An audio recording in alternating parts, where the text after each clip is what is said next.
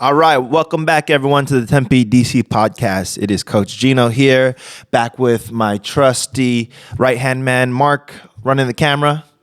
We got a lot of announcements today, talking about some past fights, upcoming fights as well, and let's get right into it. So, holiday season is in full-fledged.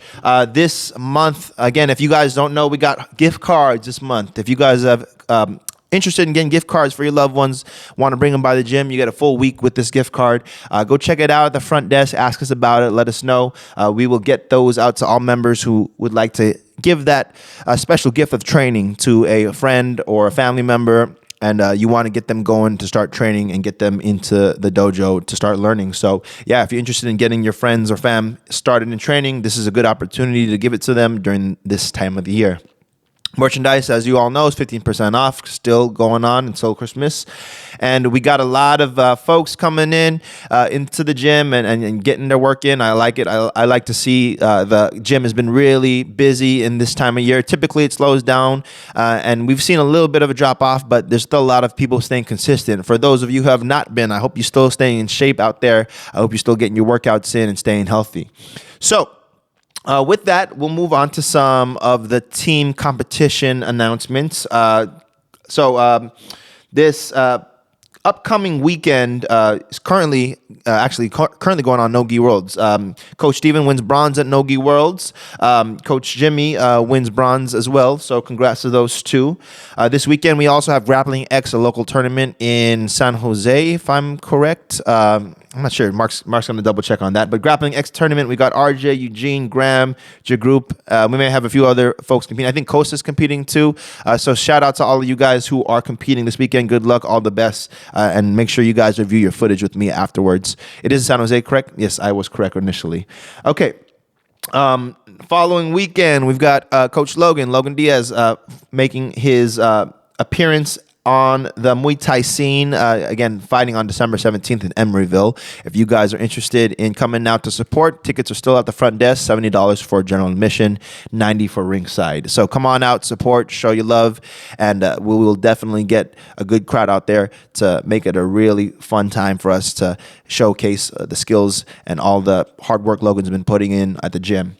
And holiday party's coming up in a few weeks, 23rd, I believe. So if you guys want to come to the holiday party, make sure you guys sign up with the potluck sheet up at the front desk.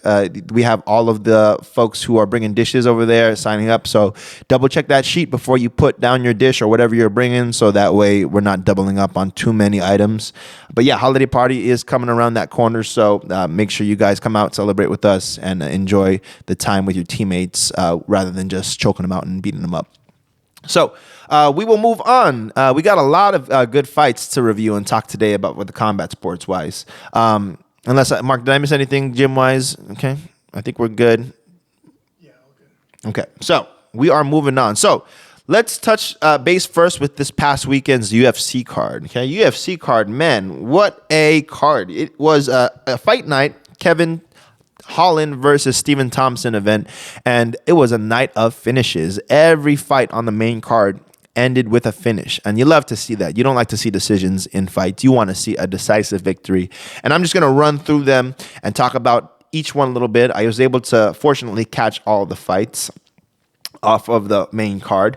So from the top of the card, we had Niko Price versus Philip Rowe. Philip Rowe wins via KO in the round 3. Philip Rowe is looking real nice, and if he's knocking out Niko Price, who's no schmuck, it shows what kind of skills you got. Philip Rowe, Philly kid, really, really talented. I'm really excited to see how he's going to be going in the future. 10-3 now with his record, and or maybe 11-3. So he's been really killing it. I've watched him a few other times, and I'm super excited to see how he's going to progress. So big congrats to Philip Rowe. Next fight, Eryk Anders versus Daukaus. Eryk Anders gets the KO in round 2. Mark predicted that one right. He picked Eryk Anders last time on the podcast, and he got that right. Eryk Anders got that nice KO victory.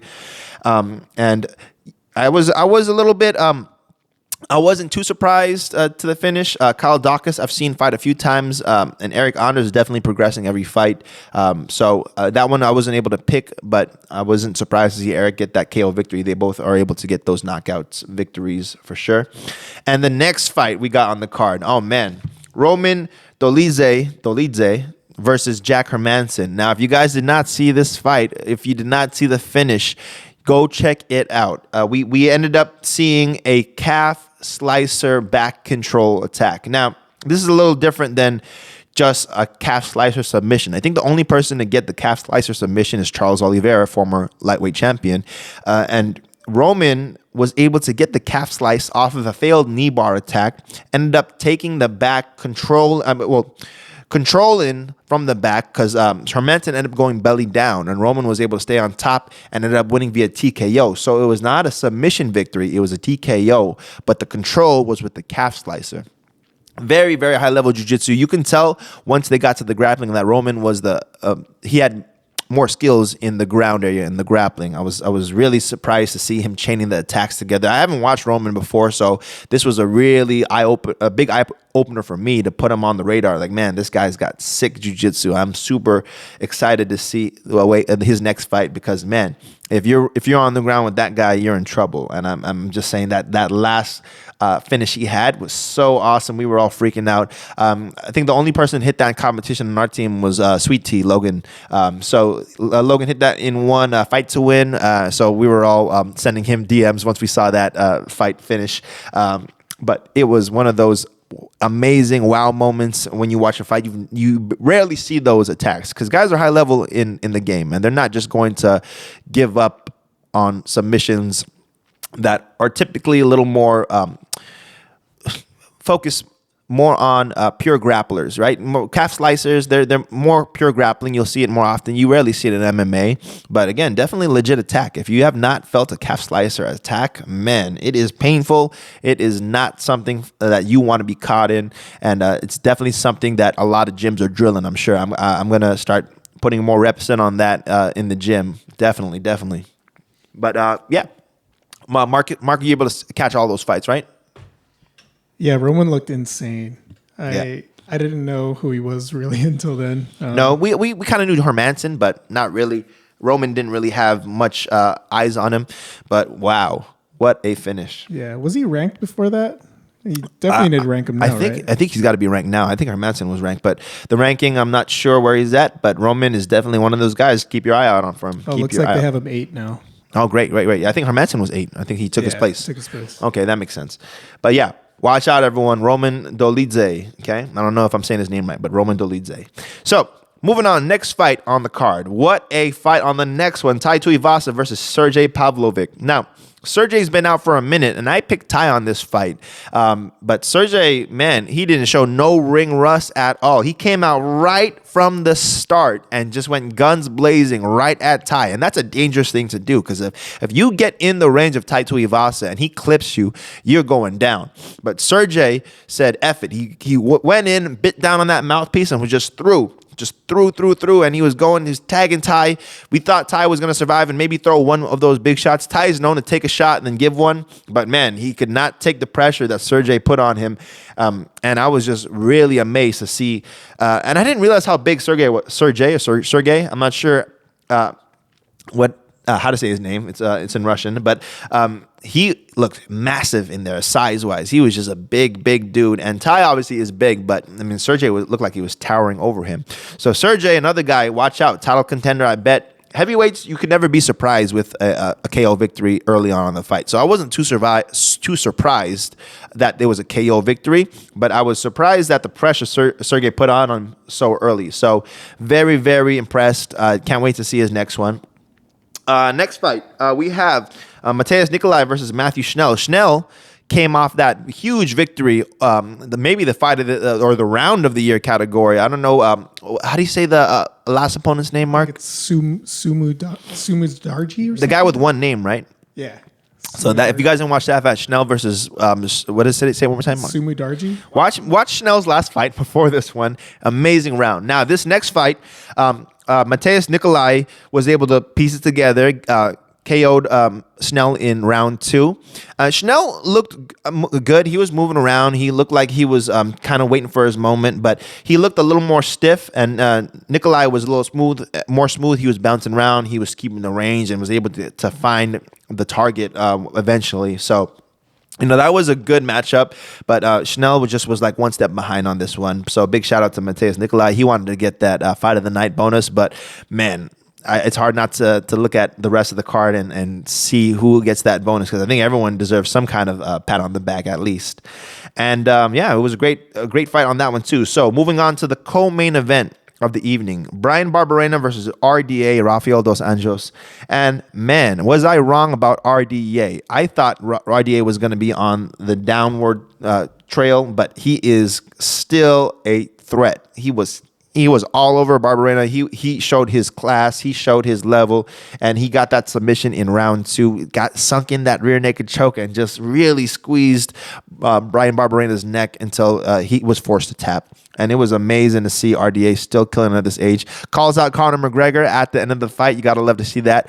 RDA versus Conor was one of those fights that everyone hoped to see back in the day, but actually ended up having, instead of RDA, we ended up getting Nate Diaz, which was also a great fight to watch. But RDA was injured, unfortunately, during the training camp and wasn't able to proceed with the fight. So that was one of those fights that never got to be. But the press conference was great when we saw him and Conor going at it. RDA has one of those styles that we thought would be Conor's kryptonite. And we have yet to see Conor even talk about returning. But I would love to see that RDA matchup when he comes back. There's a lot of potential fights for Conor, but RDA is one of those fights that definitely have some bad blood between the guys, and it's well deserved too, because those two were really lined up to fight, and they were at the press conferences. They had everything lined up, ready to go, but never came to fruition. So I do hope they make that fight one day, and I would love to see it. And that was the co-main event. Now we move on to the main event of the night. It was Stephen Thompson versus Kevin Holland. And man, oh man, this might be fight of the year category. 4 rounds of action. Thompson ends up getting the KO victory at the end of the 4th. And Kevin Holland, man, what a warrior. Did not want to get to the ground, broke his damn hand, kept fighting the whole time, had no quit in him. His corner stopped it on the stool at the end of the 4th because of that broken hand, and Kevin was just taking a lot of shots. But Kevin, man, I think he got dropped once by Wonder Boy, but there were so many times he could have been dropped in that fight. Thompson was throwing head kicks, spinning kicks, punches, everything, and Holland was just eating them all. He was just eating them all, and Holland is one of those guys, maybe sometimes too tough for his own good and too stubborn. But he wanted to prove his stand-up. Maybe if he didn't break his hand, it would be a different story. But his stand-up was looking good in the beginning. But after breaking that hand, you can tell his right hand wasn't throwing as much. And, I don't know what broke that hand. It might have been the head kicks that Steven was throwing. And then when Thompson was catching him and blocking him, he may have broke it there, but no one really knows right now where the break happened. But Kevin definitely hurt his hand, and Thompson, man, was all over him. Thompson was in the fight, and it was funny seeing him and Holland jawing at each other and talking. Thompson was just being super nice, saying basically sorry to Holland every time he'd hit him or kick him, and Holland was just jawing at him, telling him, speed it up or slow it down, or and it was typical Holland fashion. So Stephen Thompson, one of the nicest guys in the UFC or in the world, and Kevin Holland, one of those guys, always has a mouthpiece. That's why his nickname is Big Mouth. But you love to see those guys having respect for each other and putting on a good show. Stephen Thompson, man, still up there as a warrior, still up there as a contender, and I'm surprised. Stephen Thompson is now 39 years old and still a big threat in the game. So amazing fight, amazing. If you did not watch it, go check it out. Stephen Thompson versus Kevin Holland, one of the fights of the year, and I would love to see that fight to run it back again, maybe for a rematch, and hopefully we'll see one of those guys come back and they both stay healthy through the whole fight, and I'd love to see 5 rounds of that. So great turnout for the UFC event this past weekend. Mark, any last thoughts before we move on? Did you hear Kevin's corner telling him like, "Hey, just yes. There was moments in that fight when Holland had taken, or something happened where I think either Kevin got the takedown or Wonder Boy slipped or something, and he got to the ground, and Kevin just lets him up. And you want to be able to prove your skills, and I understand that part, but it's MMA, like his corner was saying. His corner was saying, this is not a kickboxing fight, this is MMA. When you get to the ground, keep it on the ground. We knew Kevin Holland, is a legit threat on the ground. He's got a black belt in jiu-jitsu under Travis Lutter, and he is legitimately a black belt. But once they got to the ground, I think he had this inkling to keep it standing because he wanted to put on a show and he wanted to show his kung fu or his boxing, whatever the case may be. There was a missed opportunity there. What could have happened on the ground, and who knows how it would have turned out, but it was an opportunity that was missed, and we'll never get to see that again. So it's a lesson for everyone. If the fight gets to a certain place, don't give it up, especially when you have dominant position. It's always good to keep that dominant position, whether it be on top or standing. You want to be able to work through those positions and at least get some not domination time. It's control time, I should say. So you want to be able to get some control time in a fight, and then control time is huge. Being able to dictate where the fight goes, control it on the ground or control it standing. You want to be able to rack that time up for the judges. And I think again, his corner did have a point where it is a mixed martial arts fight. It's not a kickboxing fight, and I definitely resonate with that. So again, congrats to both guys. Really good turnout of events, and the UFC put on an amazing show on that last one. So this past weekend, not only did we have the UFC events, but we also had the ONE Championship fights on Friday and Saturday. So ONE FC has usually been doing 2 cards in a row because they've got that contract with Prime Video. If you have an Amazon Prime account, go check out those ONE FC fights because, man, they're amazing. So I'm really happy they're on Prime because a lot of people can watch them. So we will start off with the 164. That's a little tricky. 164. Okay. So the whole card, it was looked like a good turnout. I wasn't able to watch it, but some highlights that I do want to note. Let me see if I can pull it down. Okay. So Brandon Vera announces his retirement after his loss and to Amir Ali Akbari. So lost via KO round 1. And Brandon Vera, one of the OGs in MMA, one of the few Filipinos who really represented in the martial arts. We moved over to ONE FC, got the heavyweight title for a while. And definitely a very, very, I should say, very respectable career. And I think Brandon Vera has always been one of those guys to keep it real. And he's always been a warrior ready to fight. But definitely sad to see him go, but I think it's the right time. I think Brandon's done enough in the sport where he can move on, he can figure out something else to do, and he can definitely make his career still happen as either ambassador of the sport, coaching, whatever that case may be. So shout out to Brandon Vera on his retirement. Happy to see him go, at least with good health. And you don't like to go on a defeat, but sometimes that's the way it is, and sometimes you don't want to go out on a victory. You want to be you want to go out with your shield, and that I understand that part. Next, we had Superlek winning a split decision versus Panpayak, and I didn't get to watch that, but look, I saw the highlights. Superlek, big fan of Superlek, like his style. I love to see the kicking machine getting that victory. And the main event, Jared Brooks wins via unanimous decision against Joshua Pacio, and Jared Brooks gets that victory after a lot of talk and build up over this fight. So very, very difficult to see. Pacio, as a Filipino myself, I would like to see Pacio get that victory. But Brooks, all respect to him, he came in, he put his money where his mouth is, and he got the victory. So maybe they'll run that back next time, but we will see. Now, those were the 3 fights I wanted to note on the 164 event. And then the next day we had the one on Prime Video 5. Okay, so there's been 5 events so far on Prime Video, so it's very new still. So for those of you, again, who with a Prime account and who love MMA, go check out those first 5 events because they're free on Prime. Actually, not really free, but if you have a Prime account, you can watch them on Prime Video. So looks like Mark actually watched these more thoroughly than I did, but I will run through some of them that I saw or some of the results that I saw. So basing off of what we spoke last time, Denise Zamboagna gets the split decision victory. So again, one of the few female Filipinos in the sport in MMA. Atom weight bout, and she gets that via split decision. Okay, and we moved on to the Rotolo match versus Ty Rotolo match, the first one, and Ty gets the first round submission. Now, Mark, what was the submission he got? It was a tri-bar, but he was trying to go for the wrist lock, which was really? hilarious. I loved it. Okay. I got to check that out then. Ty Bertolo, obviously a killer. Bertolo twins, if you guys don't know, they've been doing jiu-jitsu since they were babies, and they are just been killing it in the scene nowadays. So definitely check out the Bertolo twins highlights and check out some of these grappling matches. And you got to love that ONE FC puts pure grappling on the card, not just MMA, not just mixed martial arts. They have kickboxing, they have jiu-jitsu, and they have MMA. I think they had boxing at one point too, but did not have one on this card.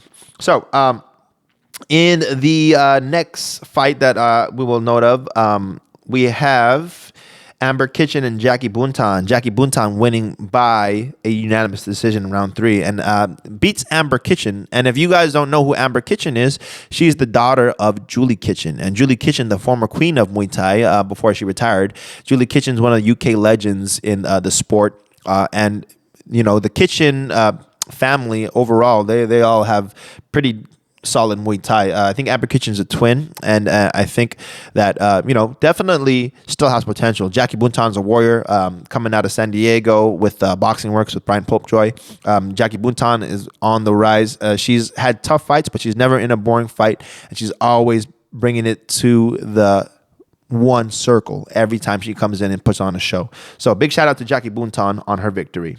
Very good fight. Mark, you saw that one, right? Yeah, Jackie looked insane. It was a really good fight. Yeah, I gotta again. If you grew up with a family of Muay Thai fighters like Amber Kitchen, you can't be surprised that she's putting on a good fight. And Jackie Buntan, we've seen her skills over the years. I mean, fought a bunch of big names in ONE FC, and you'd love to see her getting the victory as well. Moving right along, Cade Rutolo against Matheus Gabriel. Mark, what was your notes on this fight? Because I know you watched this submission grappling fight. What was your notes on this? Yeah, I think Matheus was doing a really good job of not letting Cade pass his guard. So it was pretty much that the whole fight. Cade was being the aggressor, but he just couldn't get past the guard. Yeah, no submission on this. No submission on this event or this fight. So it wasn't the most exciting from what I've heard. Mark, again, I didn't watch this card, and I'm just going over the results. But you always want to see a submission in your jiu-jitsu match. But when it comes to a decision, I'm not surprised to see Cade get that victory. Cade has been killing it in the scene. The youngest ADCC champion ever, combat jiu-jitsu world champion, and brother of Ty Rutolo, who's also another killer. So the Rutolo twins, again, another emphasis on how good the Rutolo twins are. Young kids, young black belts, just murdering guys on the scene. Again, even though Cade didn't get that he didn't get that submission, it doesn't mean his skills are diminished at all. Still definitely a threat. And I think that was interesting how that was the co-main event, and then the main event moved on to the light heavyweight world championship. Rainier de Ridder loses his double champ status to Anatoly Malikim. Man, these names are so hard to pronounce. But Ridder was a double champ in the ONE FC, loses his light heavyweight belt via KO round 1. And man, it's tough, man. The heavyweights, and you never know with those big boys. Like I said earlier, you never are surprised about the KO victory early on in the fight. You definitely want to make sure you're keeping your defense up. But sometimes even when your defense is up, it'll slip through. Punches can land at any moment. And at the end of the day, having that double champ status like Ridder had, it is a great note on your resume. But it didn't last too long for him, unfortunately. So great night of fights, or great weekend of fights, I should say. And man, amazing turnouts. And again, if you guys are getting into MMA or is just starting to get into MMA, some of these fights, the ones that we were talking about, they were great to watch and really impressive to see the victories. Now, we will move on to this weekend's upcoming event, UFC 282, and we will talk about some of the fights that we have built up on this. So off the top, I will give you the fight matchup, and I'll give you some predictions. Again, don't be betting on my prediction. I'm just going off things that I feel. There's some bias in it, and I can't lie that I am biased sometimes. But first off, Bryce Mitchell versus Ilia Topuria. I got to go with my man Bryce Mitchell, man. Bryce Mitchell, killer in there. His grappling is on another level. Topuria is no schmuck, but again, I'm picking Bryce Mitchell on that. How about you, Mark? Yeah, and this is just because I'm biased, but I'm going Bryan. Thug Nasty, right? Thug Nasty. You can't jiu-jitsu. That jiu-jitsu is something else. Topuria is great. Topuria was John at Paddy Pimblett though during the press conference because I guess they have had some beef, but we'll talk about that later. It's gonna be a good one. Yeah, that's gonna be a good one. That's a solid fight. Watch that. Watch out for that one. Darren Till next fight versus Dricus Duplessis. Do you know Duplessis? Duplessis. Do you know him, Mark? I've never watched Duplessis. I watched his last fight against I think it was Brad Tavares. He looked really good. Oh, Tavares. Okay. Impressive. Darren Till coming back after a long layoff too, so I'm excited to see how that goes. No pick on me for that one because again, I don't know Duplessis, so again, I don't pick the fights when I don't know one of the fighters. It just doesn't seem right. Santiago Ponzinibbio versus Alex Morono. Morono. I don't know if I'm saying it right. I don't know. I can't pick that one. I don't know Alex that much. Mark, are you familiar with either of the guys? No. Ponzinibbio, I do know. I like his style. Looks like it's a catchweight bout. Again, it's a pick 'em fight for me. Yeah, I think he was supposed to fight Lawler, right? Yes, I think so. Robbie Lawler, man, that would have been a good fight to have, especially. Now, co-main event of the evening, Paddy Pimblett versus Jared Gordon. And looks like they've been hyping up Paddy a lot for this fight. And, it's going to be a real interesting show. Jared Gordon is no easy opponent. So I'm excited to see this. I'm leaning toward Jared a little bit. But Paddy again is got that durability. Paddy, I just think he takes a lot of shots, and it's a little dangerous sometimes when I see him. But he's proved me wrong every time he comes into the cage. So you never know what happens with these events. I'm leaning toward Jared, but Paddy definitely a warrior. Definitely can come out with that victory. Who you got on this one, Mark? Yeah, same. Oh, really? You going Jared too? Yeah, but I don't know. Every time I've bet against Paddy, right? Against Paddy, he's always won. The style, he's super entertaining. Super entertaining fighter, but the style he has is just not as defensive as I'd like to pick him for. Like if I'm gonna pick a fighter, I typically pick a good defensive fighter, but Paddy is a very offensive fighter, and sometimes he takes some shots that I'm like, ooh, that's not going to be good in the long term. Also, do you think his massive weight cuts and gains are going to catch up to him eventually? Yeah, I think it will eventually. He's still in that age where he can still work it out. But, cutting that much weight and having that kind of, that battle with the weight cut before the fight, that is definitely going to be a factor. Paddy's been able to manage it for his career for the most part, but as you get older, it's harder and harder. So we'll see. I mean, he looks like a completely different guy whenever he fights compared to when he's in the off season or when he's not in camp. It's just a completely different person. So we will see if Paddy will continue to be able to prove everyone wrong, all the haters wrong, like myself for this one. Even though I'm a fan of Paddy, I'm not a hater. I'm just thinking that same. Jared is looking nice too. So I am excited to see that fight, and we move on after this to the main event of the night. Jan Blachowicz versus Magomed Ankalaev. Man, I suck at pronunciation. So I am going with Jan for this one. Jan, former champion. Magomed, I've seen a little bit, so I can't say I haven't watched him at all. Definitely, he's someone to watch out for, but I think Jan, with his championship experience, I think he's going to edge out the victory here. I'm thinking a decision win, and I am predicting that it's going to be a good fight. I don't think this is going to be an easy fight for either of the guys. It's going to be a tough one. And these guys are both bred to be warriors, and they're very strong, tough, durable guys. But I'm leaning toward Jan just because of that championship experience. Mark, any thoughts on the main event for the night? Oh, man. Yeah, I might have to go with Magomed. Okay. That one. He just looked really impressive. What was his last fight? Let me Anthony see. Smith. Oh, Lionheart? Yeah. Yeah, that's right. He did have a good turn on against Lionheart. So again, this one could go either way. It's going to be a great fight, and this weekend, it's looking like it's going to be a good event. I don't think we have many more until we only have one more event until the new year.